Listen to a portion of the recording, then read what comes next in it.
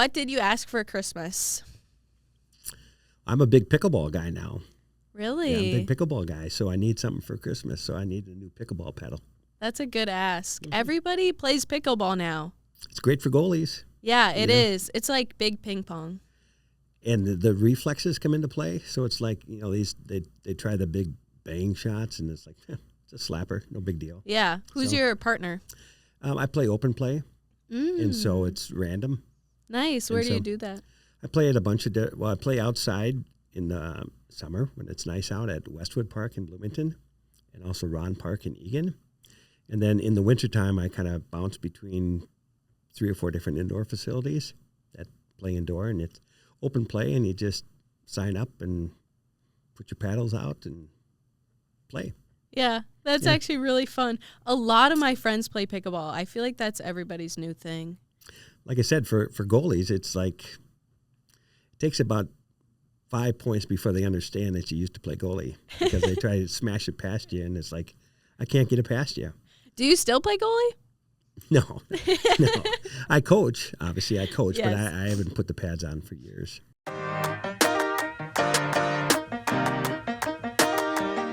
Goalies, welcome to the Talk Goalie to Me podcast, where we spill all the behind the mask tea with goalies, talk gear that actually works, and hear the crazy stories only goalies can tell. Big shout out to General Sports, where you can get your pads, mask, and everything in between totally dialed in. All right, let's kick things off.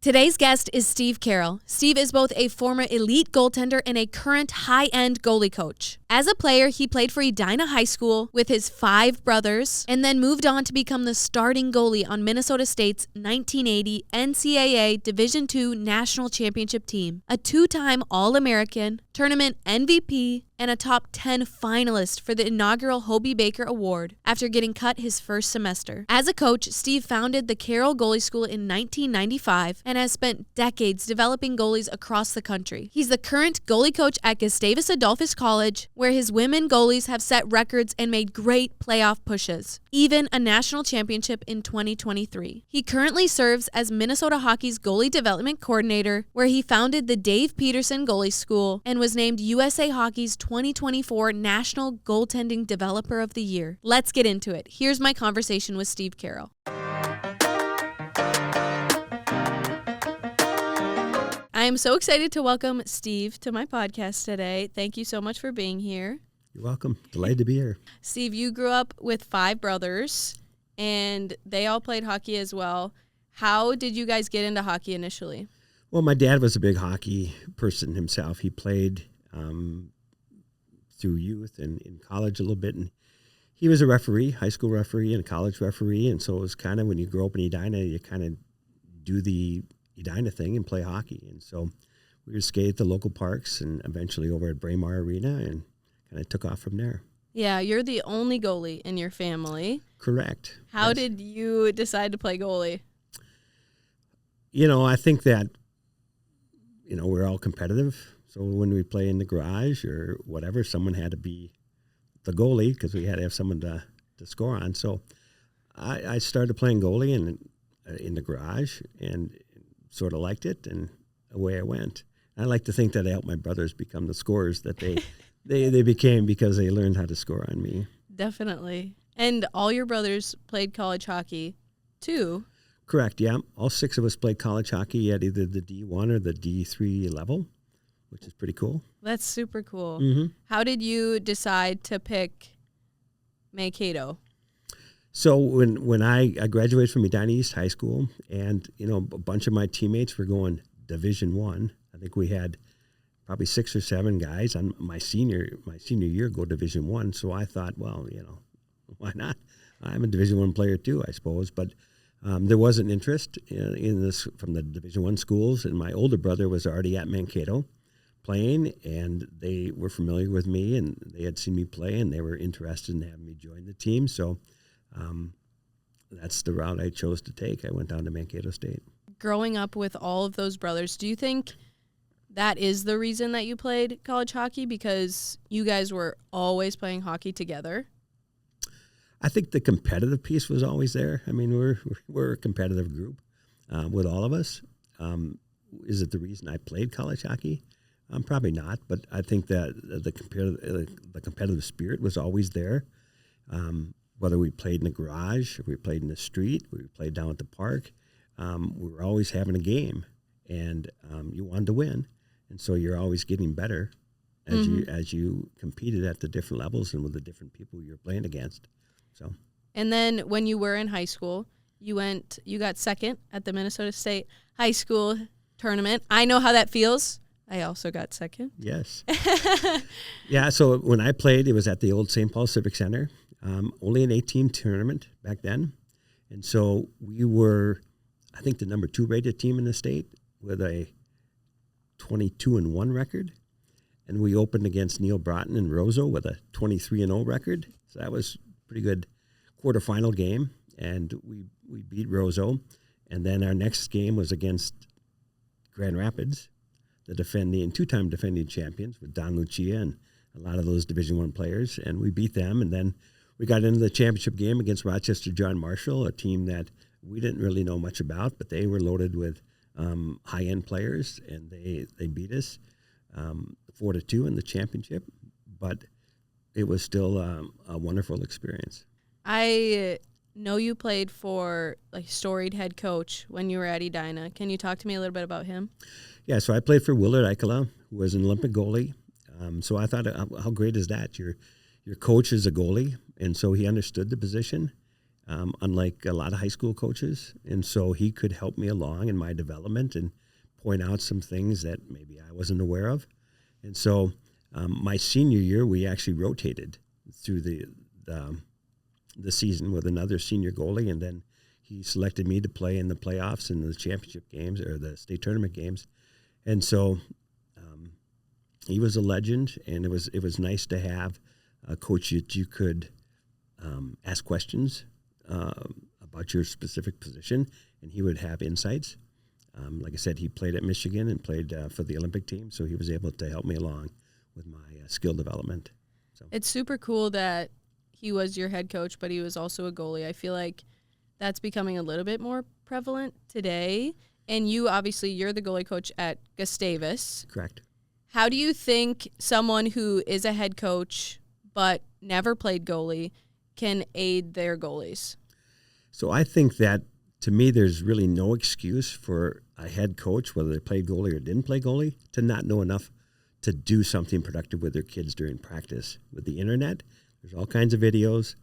There's YouTube channels. There's goalie school channels. There's all kinds of information out there for coaches to learn what to do. And I don't buy the idea that they didn't play the position, so they don't know what to teach.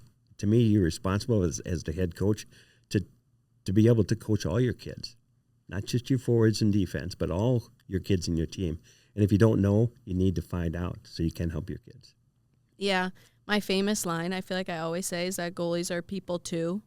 Yeah. And I say it as a joke all the time, but it's so serious. I mean, people overlook goalies a lot, especially in youth. Because, 100%. yeah, there's just not as many, they just feel that they don't have the tools, they don't have the knowledge. But you're right. There is so many different avenues that people can look, and YouTube has everything these days. Well, I mean, when I speak at USA Hockey clinics about goalie development, it's like you as a coach don't have to know enough to open your own goalie school, unless you want to, but you should know enough to do something productive with your kids during practice. And there's no excuse to me for not being able to do that. Mm-hmm. And when I was a head coach in youth hockey, if I coached in my comfort zone, I would just coach the goalies and ignore the forwards and defense and let them horse around in the corner and squirt each other with water bottles and wrestle and whatever else they allow the goalies to do. But I had to learn basics, forecheck, power play, penalty kill, some of the basics, so I could help all the kids in the team, not just the ones I was most comfortable working with. That's a great analogy. I've never heard it like that. Yeah. And that's very true. Coaches who are trying to integrate more goalie work into their practices, how much do you think they should do during, say, 1 hour practice? I like to think that you should have 15 to 20 minutes of each practice hour dedicated to goalie-only training. And that's hard for a lot of coaches. Too often what happens is they will design their practice plan, and they'll do their power play, the breakouts, their special teams or whatever else they do, and then they'll have shootout at the end of practice, right? They'll shoot out, and they'll go shoot out because it's 10 minutes and the Zamboni guy's coming out. And I'll go, so how many breakaways do you expect your goalie to stop in a game? You're talking 45 or 60 if the Zamboni guy's late? I mean, think about it. But then they feel good about it, that their goalies are tired and they're getting some real life action because they did the shootout at the end of practice. And then they're like, well, geez, they got to work out. They were tired after practice. And it's like, yeah, but shootouts are just a part of what they need to work on. It's not the only thing they need to work on. So I like to encourage coaches to design a practice plan and include 15 to 20 minutes of that practice plan for someone to work with their goalies. Mm-hmm. Yeah, I think that's super important. And that's just a good reminder, especially for youth coaches. 100%. Yeah. And it's hard because they don't think about the goalies. They need the goalies for the shooting drills. But I'm also saying that you can do shooting drills and they can be successful without having a goalie in there. Mm-hmm. So when you say that there should be 15 minutes of goalie time, what would that look like? So in a perfect world, if they have a full ice practice, so they have 15 people out there, and hopefully they have a goalie coach or someone assigned to be the goalie coach, and they would take them down in one end, and they would work with their maybe in the crease or maybe in the face-off circles, working on their core fundamentals, their skating, their movements, their different techniques, and then they might introduce some shots to work on specific techniques, but sort of under a controlled situation and not just be in the net and whatever happens on a 2-on-1 or a 3-on-2 or a power play. So the kids feel like they're part of the development process and they get something of a benefit out of coming to practice. Yeah, definitely. Yeah. Well, shifting a little bit into gear, we'll get back to all of the coaching and everything later. Sure. How much do you think gear has changed since you were playing to now? Well, that's one of the biggest changes in goaltending, no question about it. When I played, we used Cooper pads. Cooper's well out of business now. But the leg pads were pretty thin width-wise and thickness-wise. The upper body protection was not very good at all. There were spots on our arms where there wasn't any protection, and so if you got dinged in the arm, you certainly felt it. The chest protector was sort of like a catcher's chest protector, covered kind of the main parts of your chest, but not all of your chest, and it wasn't very thick. And then the helmet was, maybe sort of like the players' helmets today, or I had one of the early versions of a fiberglass mask, which was, now as I look back, was extremely dangerous to wear. It was cool, but it was extremely dangerous because there was no protection in it. It was just a piece of fiberglass on my face. And, one of the years I was invited to the North Star tryout, and they put all the goalies in one room, and I'm putting my Division II Mankato equipment on, and I'm looking next to the guy, and he's putting a big piece of fiberglass on his chest, and he's taping it on. And I'm like, what are you doing? And he was like, well, I just like a little extra protection under my chest protector. And then he put on this chest protector that looked like a flak jacket. I'm like, well, I'm going to get killed. I'm going to absolutely get killed out here. And away we went. I didn't get killed, but it was really bad. And so, but the game was different back then too. The sticks were different, so they didn't shoot quite as hard as they do today, and they didn't shoot it quite as high in general as they do today. And today, I think the goalie position is one of the safest positions in all of hockey because of the equipment. Oh yeah, I feel like sometimes people are very focused on gear. Do you think that people overthink it almost? I do think that. I think for the catch glove, for sure, it's bigger is better. So they come out with gloves that look like fishing nets, right? They can't squeeze it, but it's out there and it's kind of covering some area, but they can't operate it. But the parents go to the stores and they're like, well, it's bigger, so it's going to make Johnny or Jenny play better. Same with the upper body. I think the upper body protection is much better today, obviously, than it was. But I think people buy it too big, and so they look like robots kind of out there. They can't really move. They're protected, but they can't really move.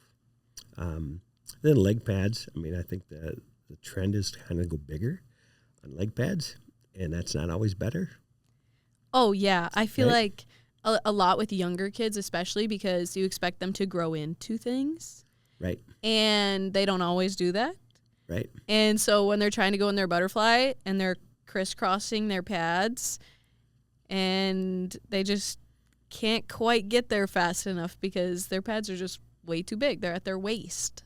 Right. So I think that's a good lesson too. I mean, I grew up where my dad bought me all my gear from Play It Again Sports. Yeah. That is just the way it was until I was a little bit later in high school. And, Christmas is right around the corner now. I was just begging for a new set for Christmas, and he got me one, and it was just the greatest day of my life, I think. I still think about that. Right.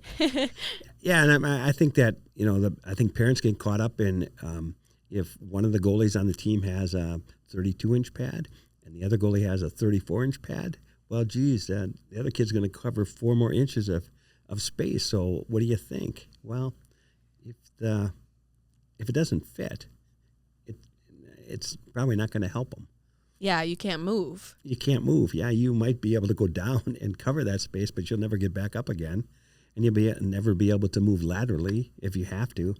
And I remember having a conversation with a coach about that same topic, and I'm like, seriously, you're coaching a peewee team, and you're concerned about one goalie covering 4 inches more than the other goalie?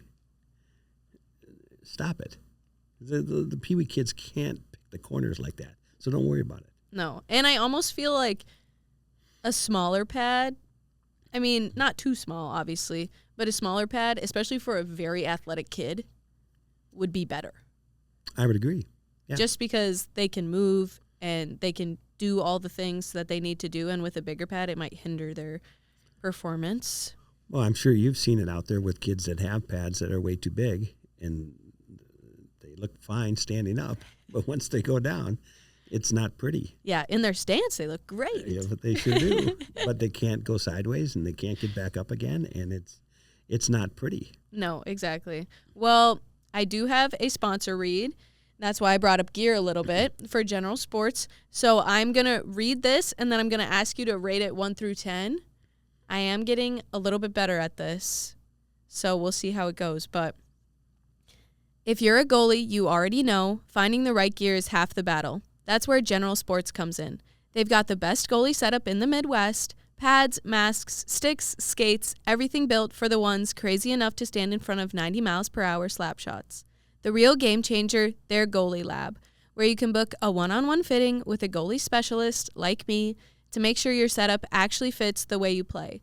Doesn't matter if you're just getting started or chasing championships, General Sports makes sure you're dialed in. So before you order something online that might fit, go check out General Sports, because every save starts with the right setup, and General Sports makes sure you've got it. All right, 1 through 10. Scale 1 to 10? Yes. Well, you got to go 9.5. Yes. Right? What was the 0.5, Doc? It wasn't a perfect read. No, it wasn't. Okay, there you go. So.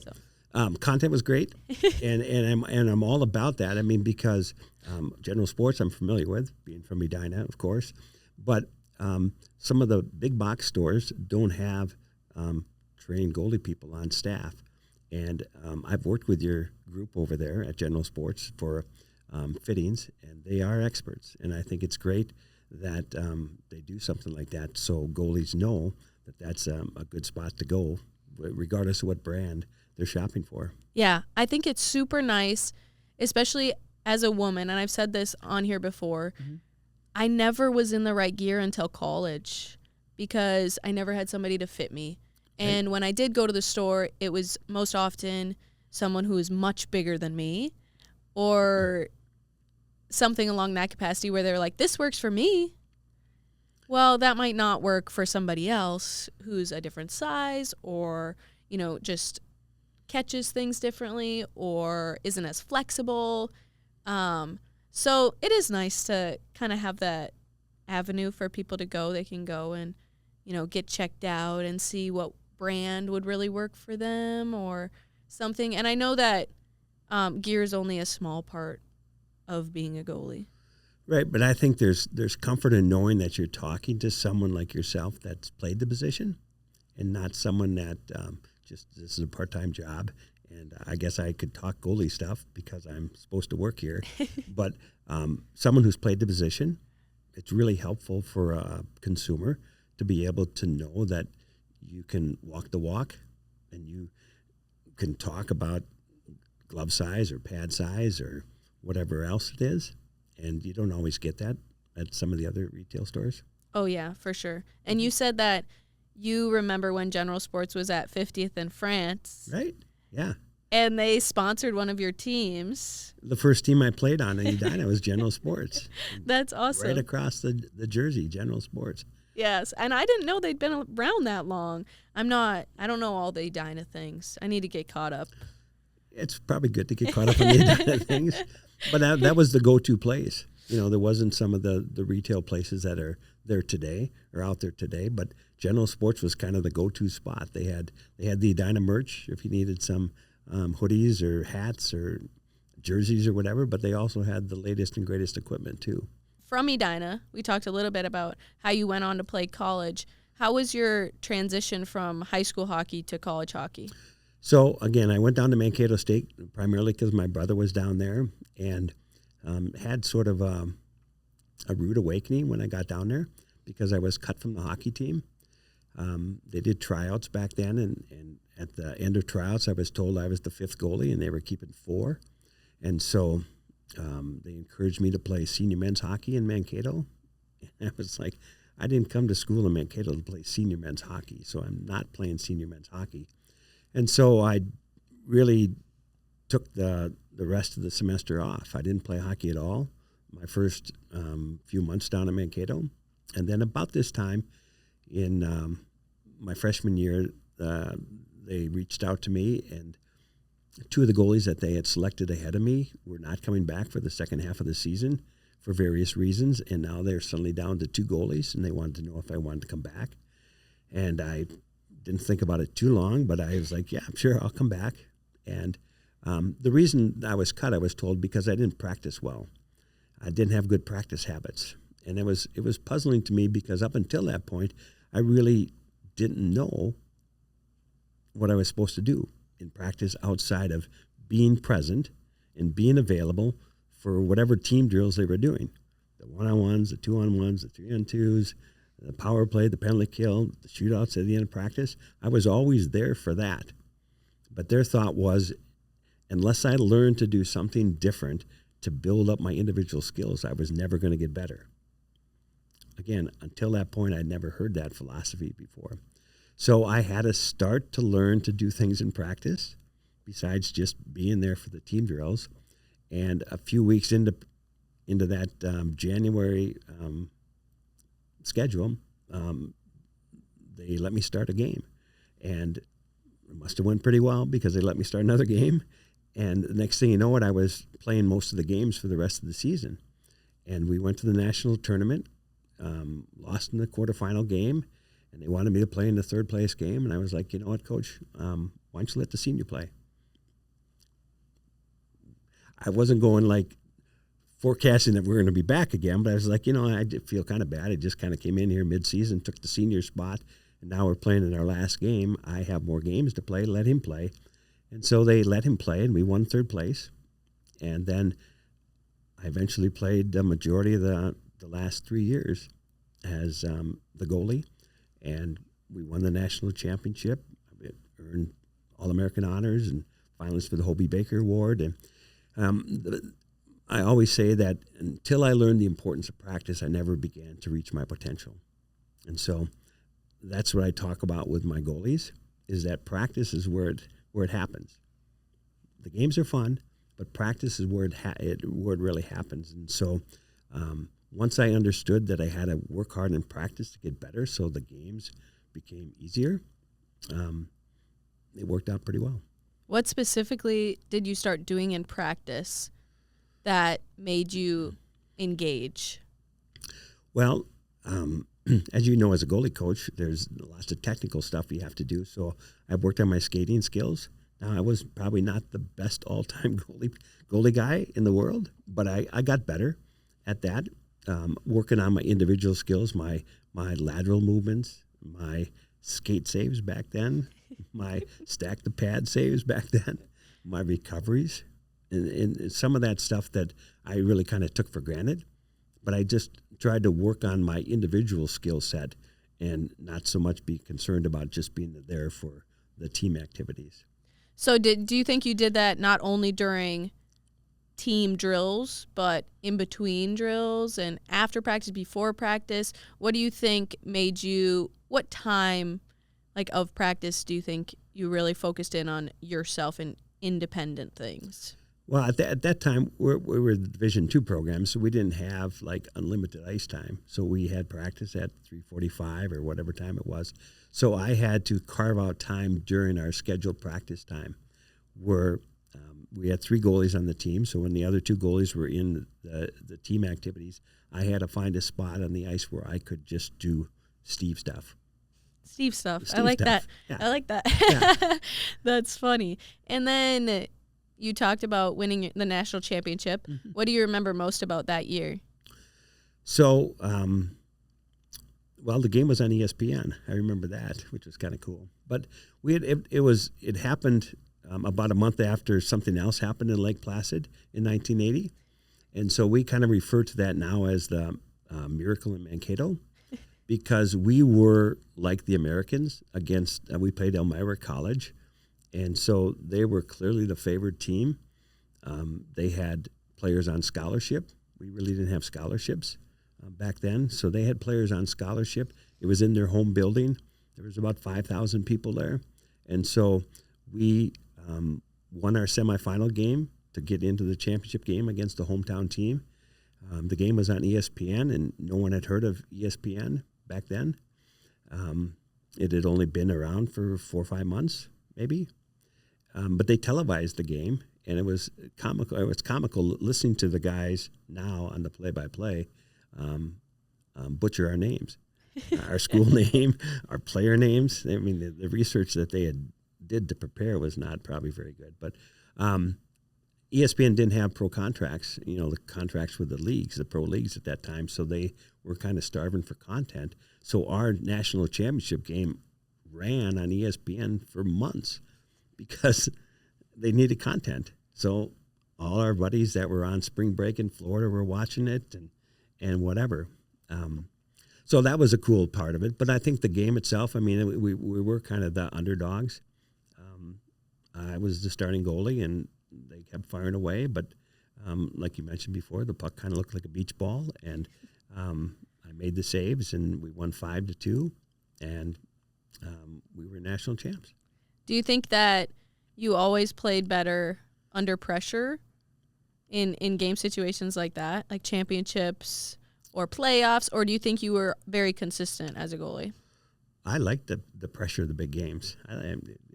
To me, I mean, you get the nerves, the typical butterflies for being in the big games, but I was never afraid, oh my gosh, there's too many people here and whatever. I think the experience in the state tournament helped, because there's 18,000 people there, and 17,500 of them are cheering against you, being from Edina. Mm-hmm. So you got used to a hostile environment, but also seeing all those people in the stands. And so in this situation, there was only about 5,000 people at the game, but it was full. The building was full. I was ready for it. I wasn't nervous about what was about to happen. I just played, and like I said, that night the puck looked like a beach ball, and away we went. After that game, you won most outstanding player of the tournament, and then you were a top 10 finalist for the inaugural Hobie Baker Award. what did all those recognitions kind of mean to you? And then how did you feel after the few weeks of winning that national championship? Well, after winning the national championship, it was obviously pretty cool when I come back to the school, and the school recognized us at a school function, which was fun to see. The school administration and a lot of our friends and whatever, that was pretty cool. The awards, cool, but I mean, it's not something you set out to. Oh, geez, my goal this year is to be a Hobie Baker finalist, or my goal to be as an All-American.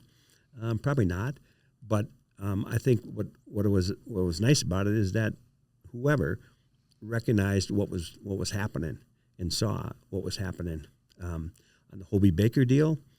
That was the first year of it, and so to be considered one of the top 10 players in college hockey, Division I or Division II, was pretty cool. I'm still a little sour that Neil Broughton won it. Not really. But I was one of 3 goalies in the top 10. I don't think they were all Division I goalies. So to be considered one of the top 3 goalies in the country was pretty special. Pretty special. You had a great college career. Obviously, you won a national championship, but you went to 4 Final Fours. So that's obviously a great resume. And then you still hold plenty of records there, whether, you have 3,228 career saves, which is a school record. And then basically everything else you are second in, which is career wins to all that stuff. So obviously you played plenty of games there. I think it's crazy to think that you started off getting cut. It's kind of an interesting story. Yes. Like, how insane is it that, what a comeback story. What would you say to maybe other goalies who are, maybe not in as severe of a situation getting cut, but maybe a backup goalie or someone who, they're splitting, but maybe they don't play as many games. What would you say to a goalie who's in a situation like that and has big dreams for the future? Well, it was clearly a case of never giving up and believing in myself where other people didn't believe in me. And so, like I said, I was out of hockey for 2 or 3 months.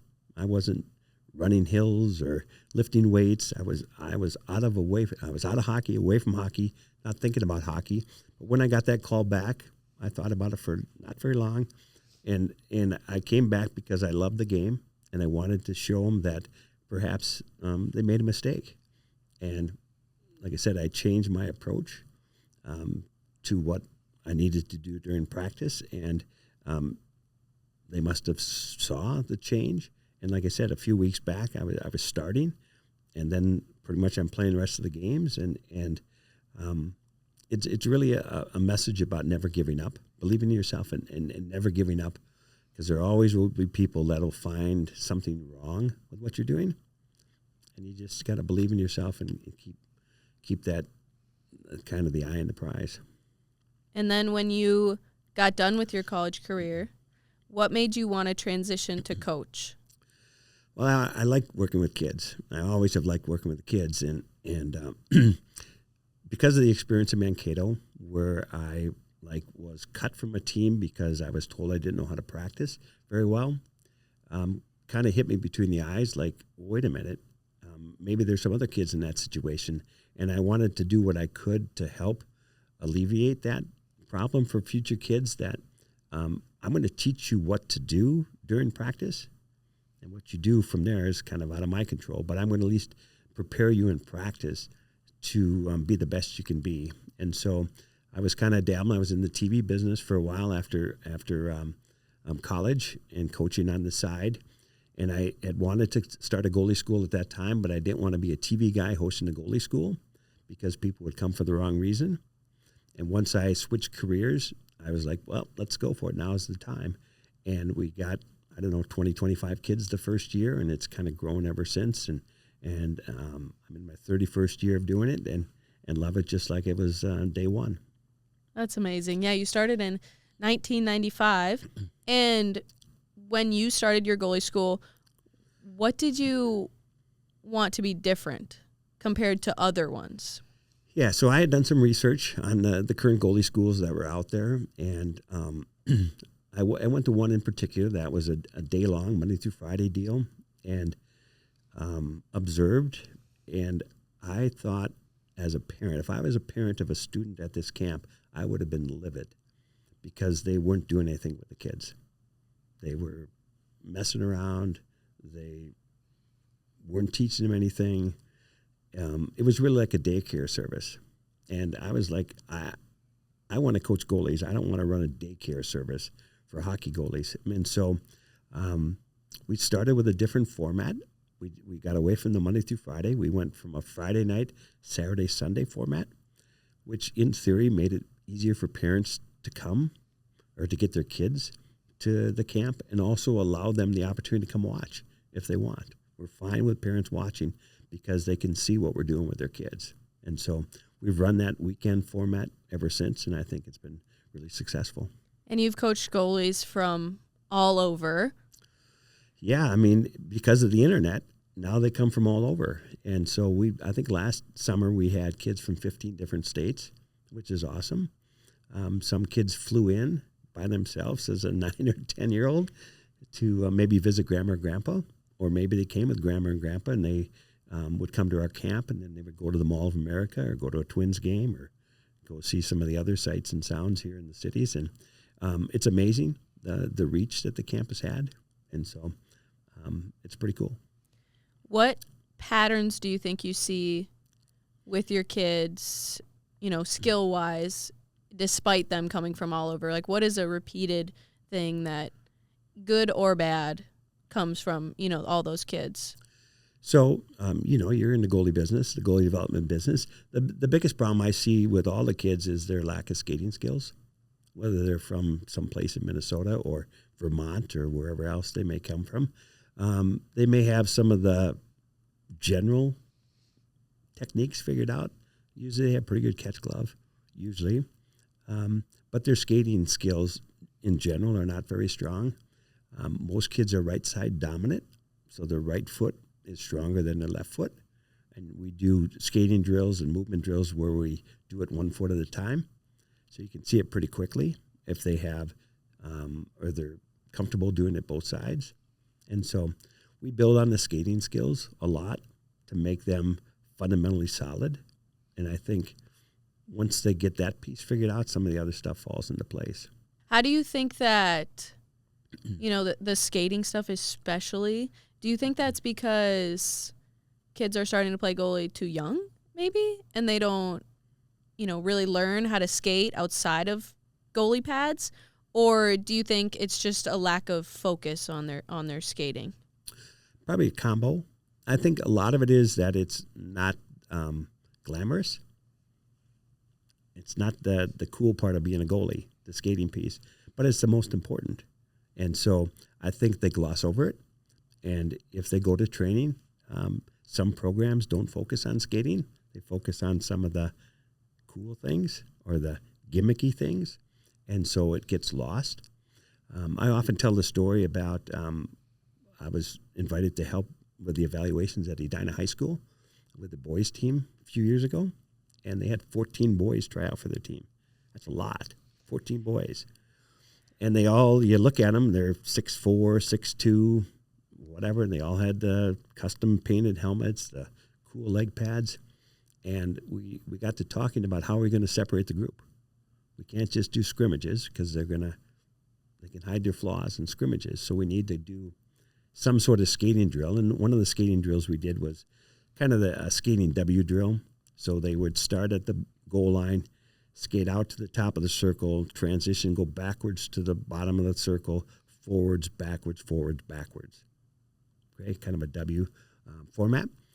And we had them go start on the left side of the rink, which is because everything was to the right, and they all knocked it out of the park to the right.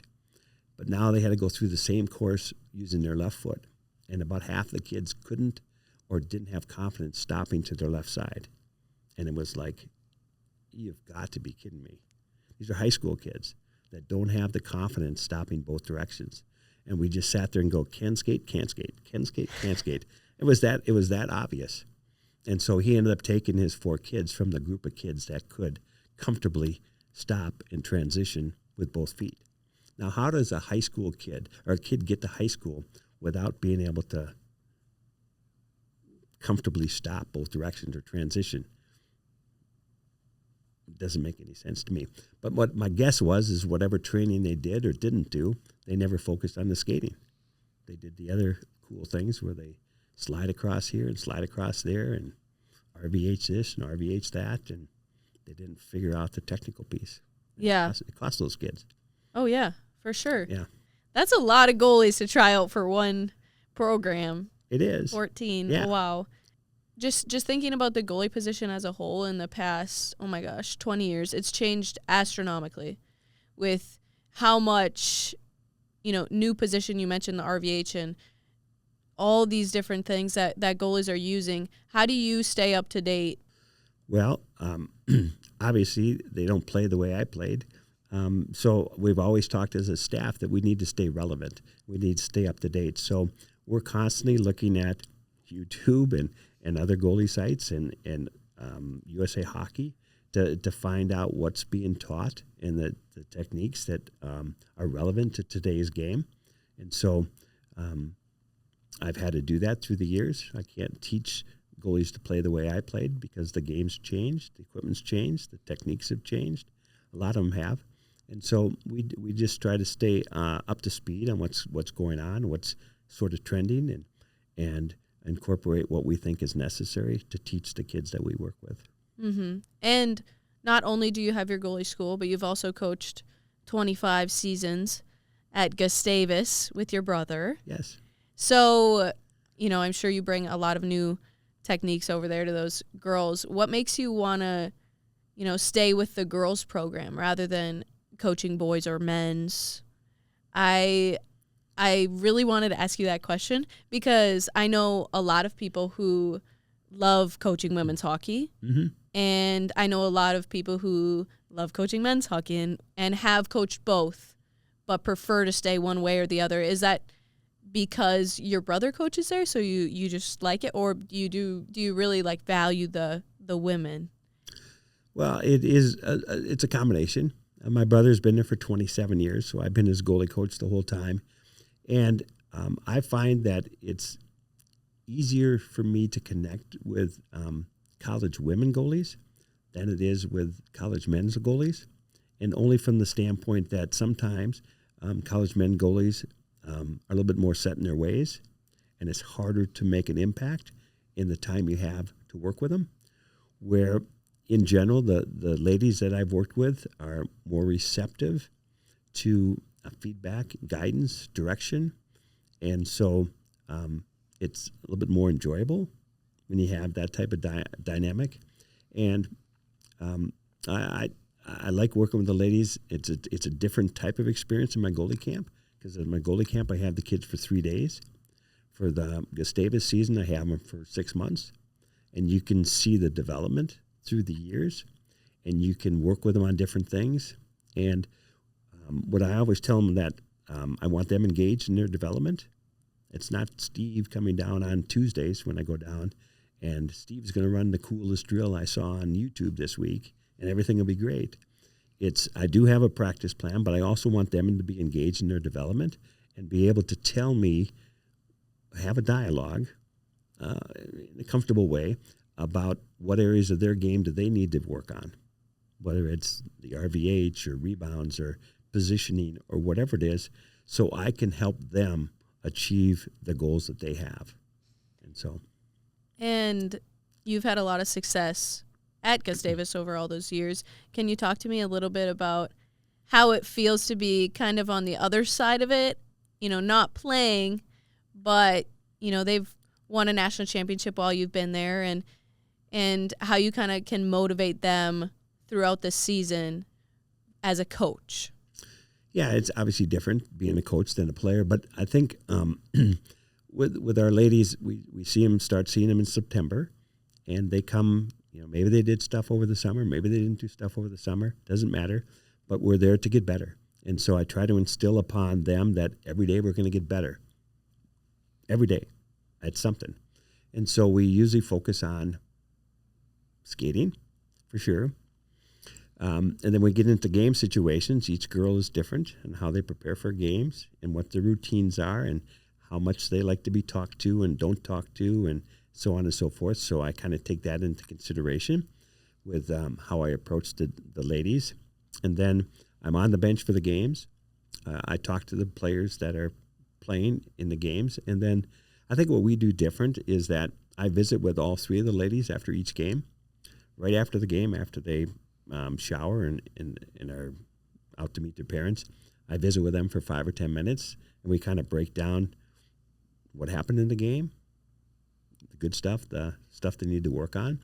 And then I also talk to the ladies who didn't play, and I ask them we talk about their warm-ups, and what do they do in warm-ups to make themselves better. And I watch warm-ups, so I can tell them if no, you were too deep in the crease, or you weren't tracking, or whatever. So, again, I want everyone to be in the mindset that we're going to get better every time we're on the ice. I love that. I think that's super important to focus in on not only your starter, but also your other goalies to make them feel like a game day is not just a wasted day. And 100%. And they need to, stay engaged and stay involved. So I really like that. I've never heard that before either. Yeah, I mean, like I said, I've been doing it for 25 years, and so it is all about getting better every day. And so I watch other teams that we play against, and the kids who aren't playing it is a day off for them. And I want our kids to use that 15, 20 minutes or whatever it is to make themselves better, and don't make an easy decision for us on who's going to play the next night. Yeah. Compete and get better. And then you also do the Dave Peterson goalie camp. You founded that. Yeah. Why did you decide to do that one as well as your own goalie school? Well, I'm Minnesota Hockey's goalie development coordinator, and so they're sort of separate entities. And the Dave Peterson camp deals with kids that are older than I typically work with. At my goalie schools, I work with kids who are 6 to 14. And the Dave Peterson camp is now 14 to 16-year-old kids. But from the Minnesota hockey perspective, it was like up until we started this, those kids were pretty much ignored from the development standpoint. It was like, oh, you're in high school now, so best of luck, right? You know exactly what I'm talking about. And so we thought that we should develop a program where our top goalies had the opportunity to work with our top goalie coaches. And so we started this program 20 years ago, and it's still going strong. We have 50 goalies, 25 girls and 25 boys, and we added a shooting component to it. So we now have shooters come to camp, so they can do the shooting and the goalie coaches can coach. It's pretty good. But it's become a model throughout the country, throughout USA Hockey, as a way to develop goalies and to not ignore this age group. And so I'm the director, but I invite the goalie coaches from the other goalie programs around the state to come be part of this.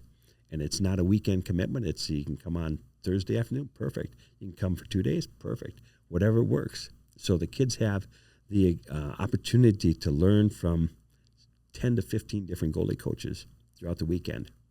That's really cool. And then what do you think you focus on with those older goalies more so than your little goalies at your goalie school? So we get some pushback from USA Hockey that we don't have a curriculum at the Dave Peterson camp. And I've pushed back with I don't want a curriculum. I don't want to bring in our top coaches and give them a practice plan that I ran off and say, you run this drill over here, and can you run this drill, and can you run that drill? We want the coaches to bring their top drills so they know the teaching points, they know the things to look for. And so we probably get into a little bit more of the high-tech part of it. And so I empower the coaches I'm rarely on the ice now, but they meet before practice and they go over their practice drills and they kind of work together. And so if someone's going to do a recovery drill over here, this coach over here might do a rebound drill. This one might do a combat drill over here. And it's something different, and that we encourage the kids to listen and learn you're going to have 10 to 15. It's like you're going to 10 to 15 goalie schools this weekend. And I'm not telling you that the D1 coach over here in Station 6 is you better listen to that person. You figure it out as a coach or as a goalie, who you can respond to and take something out of it. So it's a little bit more high-tech. We do the core skating and movements with those kids, but we also allow the coaches to get into a little bit more of the high-tech part of the games. I love that you value the opinions of all different people and that you don't try to push your one way of doing things, because I think especially for kids that age who are super impressionable and, some things don't work for other kids. 100%. And so I love that you're able to, see the good in all different, ways of teaching and see the value in that as well. Yeah, and I think that if I'm a coach, if I'm invited to come to the Dave Peterson camp, and then when I get there, the director hands me a piece of paper and says, run this drill, because I think you should run this drill. Well, I could get lesser qualified guys or gals to do that. I don't need people who run their own goalie schools helping at the Dave Peterson camp. So I empower them to bring their A game, bring their drills that they're passionate about. It's a better experience for the coaches and a way better experience for the goalies. Mm-hmm. And so your Dave Peterson camp, that's once a summer. Correct. And it's a week long. Yeah, it's 4 days and 3 nights, and we've been doing it out of St. Olaf the last few years. It's been great, and we added shooters to it. They're all part of the high performance program, so we get 50 shooters. So on any ice time, it'll be 25 goalies and 25 shooters, and then we have a shooting coach is out there as well, and so they'll take half of the kids and do shooting stuff, and then the other half of the shooters will work with the goalies in their stations. And then after we resurface, the shooting group switch. And so they get their individual skill instruction from their skating or shooting coach. And then the goalies get to face, shots from their peers instead of just their goalie coaches. Yeah. I think it's so cool to see the shift from a shooter's perspective in the last few years, where people are really starting to value being at goalie practices and learning all of the goalie, from anything from like goalie terminology to what the goalies are thinking, because it makes you a much better shooter. 100%. And the kids who are there for really into the development piece, they probably get more out of learning about the goalie piece than they do about practicing their snapshot or their backhand or whatever, because you're exactly right. They get to learn some stuff that they probably don't learn with their regular team. Mm-hmm. Well, shifting into a little bit different, you talked about your working in media for when you first got out of college, and I just had a few questions for you, obviously, because that's what I am kind of looking into. So just transitioning into a sports reporter, what did that really look like for you? What drew you to do that? I guess probably being around sports my whole career, I thought that would be kind of cool to be a sports reporter. What a nice job that would be. I started as an intern in Mankato when I was still in school. I wanted to get a degree in communications at Mankato, but they were a little bit more of a print school than a broadcast school. And so they were good about helping me create a program that allowed me to get practical experience that counted as college credit. And so I worked at the TV station in town as part of my college workday. And then there was a Jeff Passolt who was up here in the Twin Cities for many years. I was working at Carroll 11. His brother was on our team at Mankato. And so we kind of got to talking, and Jeff was at Carroll 11 and I'm at KUIC, and he kept referring interns to come down and see me in Mankato. And I'm like, I don't have any internships available in Mankato. And we kind of kept that dialogue open. And at one point he said, we have a part-time job up here at Carroll 11. Would I be interested? And I was like, for sure. So I left KUIC to come up to Carroll 11 as a part-time 20 hours a week watching games, and I thought that was the greatest thing ever. And then there was an ownership change at the TV station, and they wanted to expand their sports department, and I was kind of in the right spot at the right time. So I became a full-time employee and primarily a reporter, but also got to anchor the morning news, the morning sportscast, and sometimes on the nights and weekends, and did that for 12 years, and it was great. What would you say to someone who is, just starting to get into it? Like, what advice would you have for them?